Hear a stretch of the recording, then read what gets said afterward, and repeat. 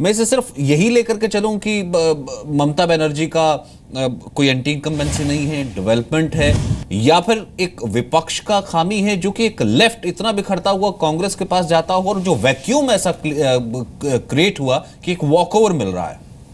Right, मुझे भी ये चीज़ लग रही है कि बंगाल के अंदर चूँकि ममता बनर्जी का कद इतना बड़ा नहीं है कि वो राज्य से बाहर जो है अपनी कुछ और उनकी भूमिका दिखाई दे सके। जो एक अलायंस बन रहा था जो उधर नीतीश से लेके और नवीन पटनायक और सारे लोगों के बीच में, जिसमें जयललिता भी कहीं ना कहीं शामिल थी, एक तो ये अलायंस ब्रेक करना बीजेपी के लिए बहुत ज़रूरी था। तो अगर बीजेपी बहुत ज़्यादा वोट भी नहीं मिल रही, सीट भी नहीं मिल रही, तो हम देखेंगे पॉलिटिकली वो विन कर रही है कहीं ना कहीं।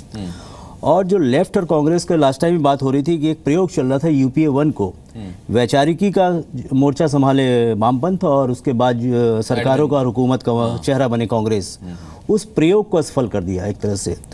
तो ममता बनर्जी को मुझे ऐसा लगता है कि बीजेपी ने, ये मेरा अपना निजी असेसमेंट है, क्योंकि लगातार हम देख रहे हैं कि भारतीय जनता पार्टी के जो सहयोगी संगठन है, जो मजदूर मोर्चा से लेकर किसान मोर्चा, सारे उन संगठनों को धीरे धीरे डाइल्यूट कर दिया गया, डिफंक्ट कर दिया गया।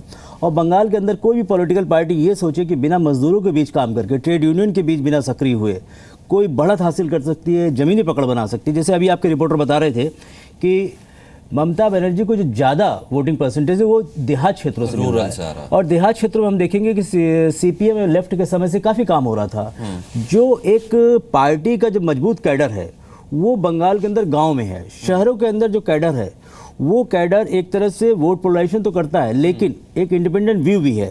लेकिन जैसे ही आप बंगाल के ग्रामीण क्षेत्रों के अंदर जाते हैं, आप देखते हैं कि वो जो सारा जो तबका है, जो किसानों का तबका है, मजदूरों का तबका है, वो एक बहुत संगठित तौर पे काम करता है वहाँ पर। तो ये जो पूरा एक परिदृश्य बन रहा है, उसमें बहुत स्पष्ट नजर आ रहा है कि भारतीय जनता पार्टी ने उसको वो फाइट नहीं दी जो फाइट उसको ग्राउंड पे देखिए। मेरा निजी असेसमेंट है। हाँ, थी जी, कि जो दे सकती थी लेकिन नहीं दिया, क्योंकि उसने अपने जो सहयोगी संगठन है उसको डिफंक्ट कर दिया। वो एनालिसिस होगा, वो जिस तरीके से हमारे पास वोटिंग परसेंटेज आएगा वो हमारे साथ रहेगा।